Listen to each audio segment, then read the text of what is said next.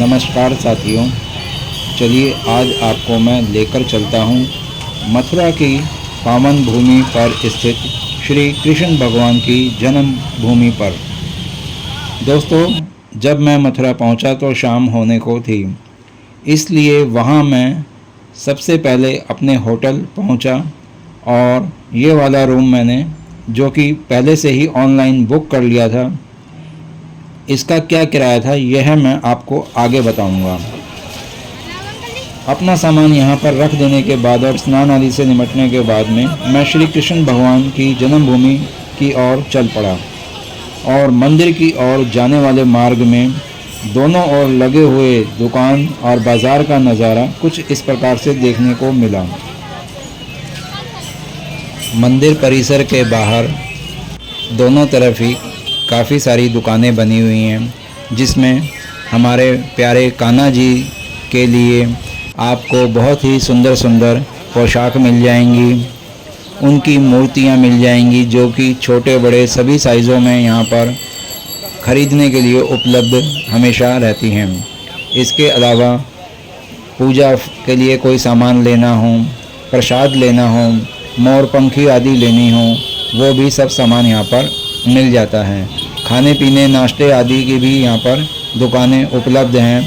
तो इस तरह से बाज़ार की जो रौनक है, इन बाज़ारों में काफ़ी चहल पहल बनी हुई रहती है। मौका चाहे कोई भी अवसर का हो, काफ़ी यहाँ रौनक अच्छी खूबसूरती से यहाँ पे बनी हुई हैगी।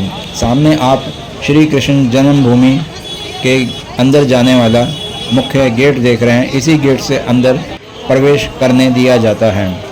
दोस्तों, आपका कोई भी सामान हो वो यहाँ आप क्लॉक रूम में जमा करवा सकते हो। एक बैग का 10 रुपये लिया जाता है और अगर आपके पास मोबाइल है तो एक मोबाइल का 2 रुपये प्रति नग लिया जाता है और वापस आने पर आप अपनी रसीद देकर इनसे अपना सामान और मोबाइल लेकर के आगे जा सकते हैं।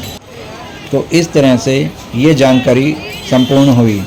अब चलते हैं अंदर प्रवेश करने के लिए। मंदिर में प्रवेश करने से पहले कुछ मुख्य बातें आप भी जान लीजिए।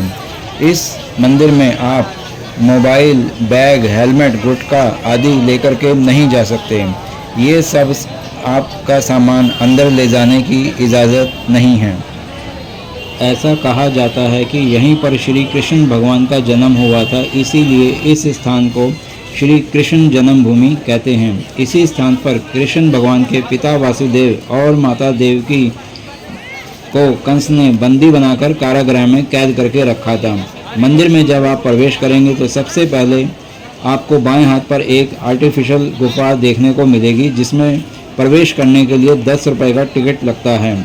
गुफा में श्री कृष्ण भगवान से संबंधित लीलाओं को दर्शाया गया है और उन्होंने किन किन राक्षसों का वध किया था वो भी मूर्तियों द्वारा दिखाया गया है।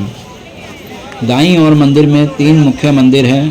पहला मंदिर केशव देव मंदिर है जो कि कृष्ण भगवान को समर्पित है। दूसरा गर्भगृह है जहां माना जाता है कि इसी स्थान पर कारागृह में भगवान श्री कृष्ण का जन्म हुआ था। और तीसरा भागवत भवन है जहां पर श्री कृष्ण भगवान और राधा जी का मंदिर विराजमान है।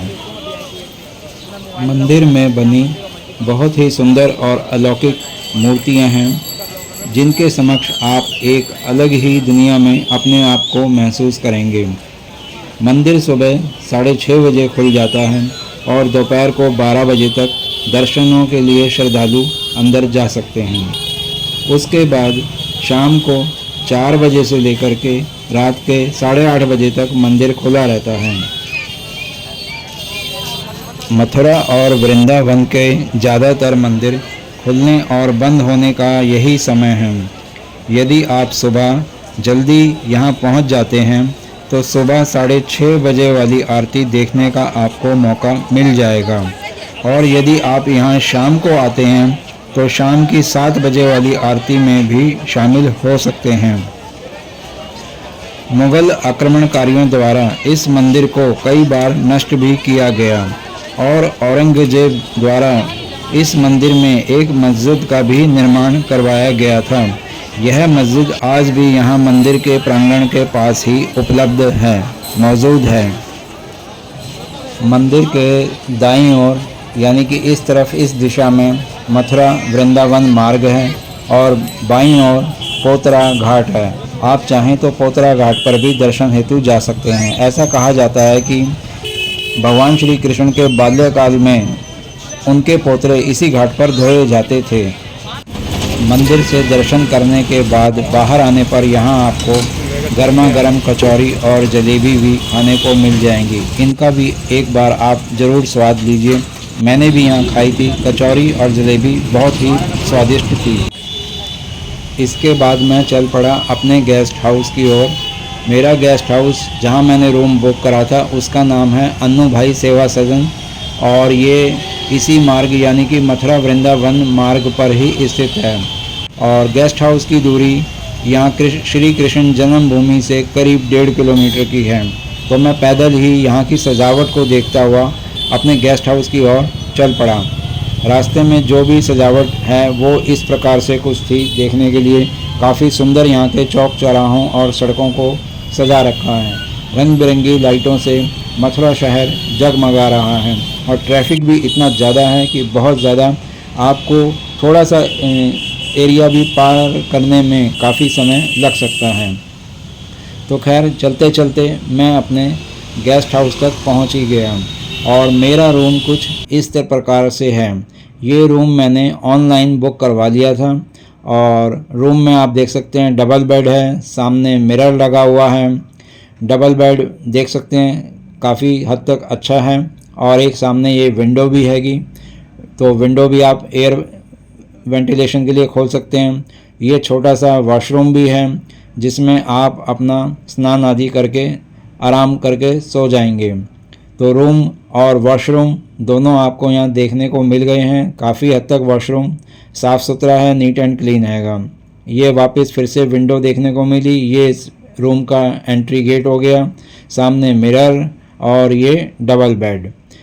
और इसका जो टैरिफ है मैंने इसको बुक करा था ऑनलाइन booking.com पे। तो वहाँ पर मेरे को ये 3 दिन के लिए 810 रुपये में बुक हो गया था और 97 रुपीज़ का इस पे मेरे को एक्स्ट्रा टैक्स देना पड़ा और कुल मिलाकर ये मेरे को 910 रुपये में मिल गया।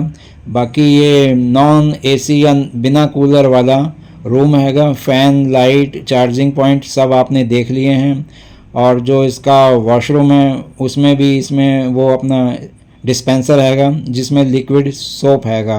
अब रही बात इनके फ़ोन नंबर की, तो फ़ोन नंबर भी आपको मैंने यहाँ पर इनका एड्रेस के साथ प्रोवाइड करवा दिया है। ऑनलाइन पे जो मैंने ये रूम बुक करा था इसका टैरिफ सही है या नहीं ये मैंने उसका स्क्रीनशॉट यहाँ पे दे दिया है ताकि आपको भरोसा हो जाए।